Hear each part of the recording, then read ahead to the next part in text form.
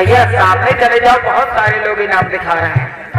थोड़ा बुरा मत मानिए, अंधेरा लगता है, ये आंखों में रोशनी लगती है ना, सामने बुरा मत मानिएगा। चले जाओ, सामने चले जाओ।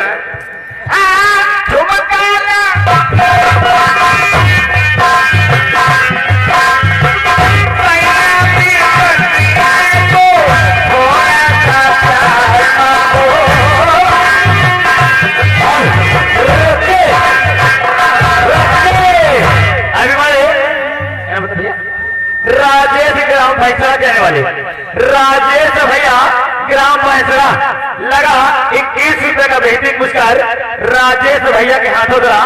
कहना क्या है, हमारे एमपी मिश्रा जी, हमारे एमपी मिश्रा जी 1000 रुपए के नाम दिए। कहना क्या हमारे गुरु जी के लिए। अरे गुरु जी, अरे नंबरवा देखिए कहाँ जा कहा। हाँ कहेंगे 15-20 मिनट रुकेंगे। चलिए उनके लिए कह रहे हैं गुरु जी के लिए। गुरु जी